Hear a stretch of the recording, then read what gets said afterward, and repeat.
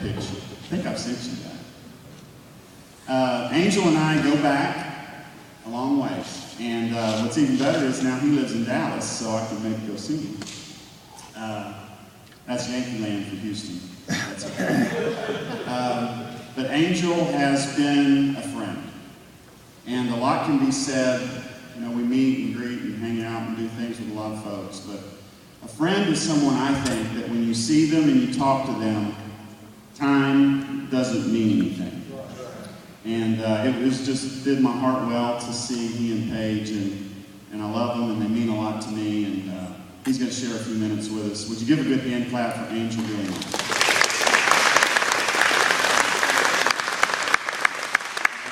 Good morning, everybody. Good morning. It's been great having you. You know, I was telling Paige, this is the second one of these that we've come to, and I always get these butterflies in my stomach. Be honest, don't you? It's, you know, there's so many memories and so many people, and it takes you sometimes a few minutes to recognize who you're looking at and talking to.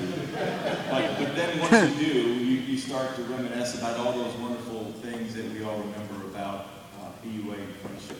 And I appreciated Mark's comments yesterday, you know, about what makes BUA BUA.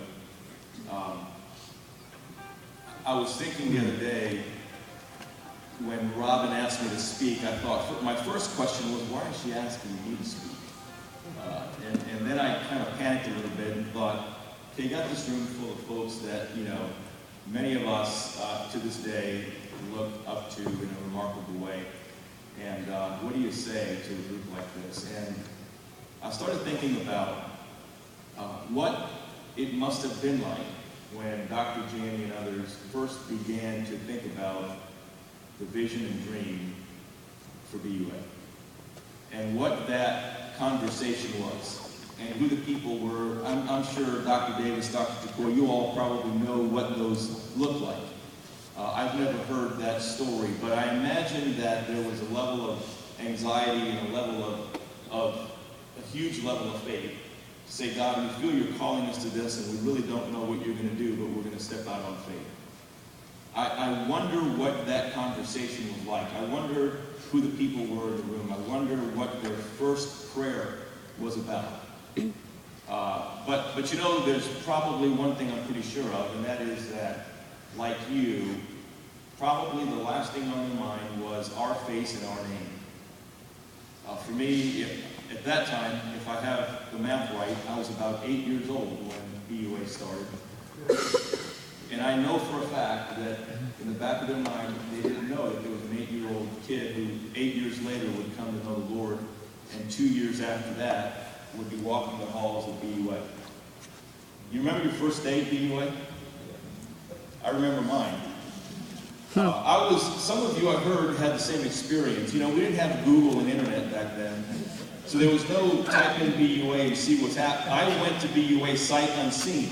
And I remember driving up to the campus, the pictures up here that, you know, the church building, and I thought, well, okay, that's the picture that's on the brochure I got. I thought, well, that must be the stately building. You know, that's the landmark building of BUA, and so I thought, I'm here.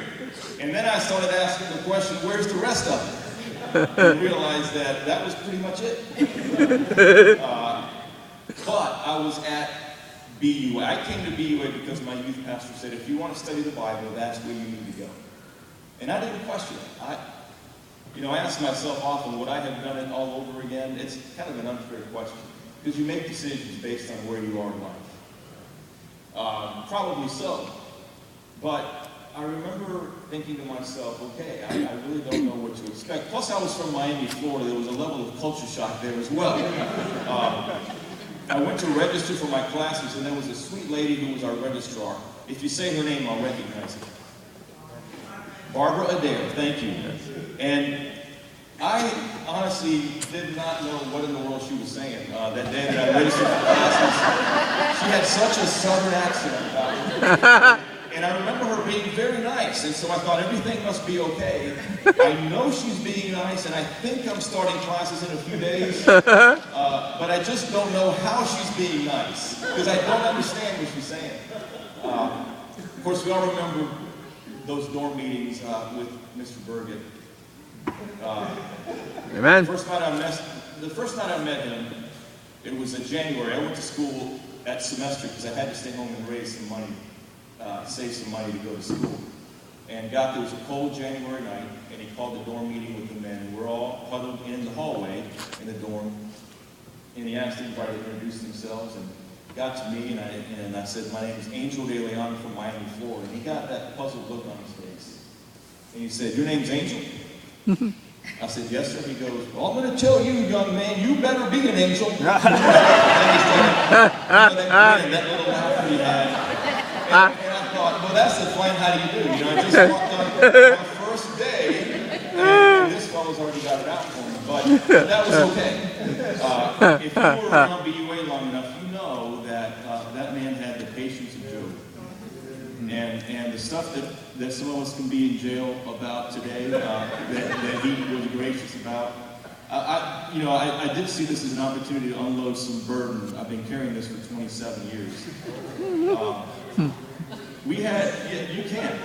If you see him, please express this to him, because I'm sure it will bring him some relief. But he called an emergency men's meeting, and we were in the chapel, and the topic of it wasn't some great biblical expository encouragement. It was somebody stole the master key in the dorm, and he wanted to know who had it. And nobody was confessing to the crime.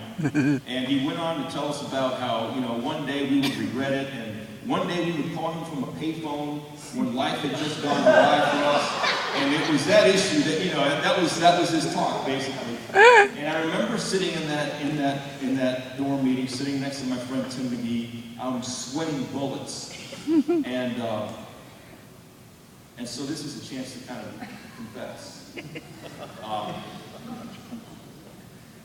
It was Tim McGee. I watched that man steal. I was the diversion. I distracted Mr. Burgett while Tim reached around back. If you remember, he had a pegboard behind his desk with all these keys, and I got his attention over here, and Tim reached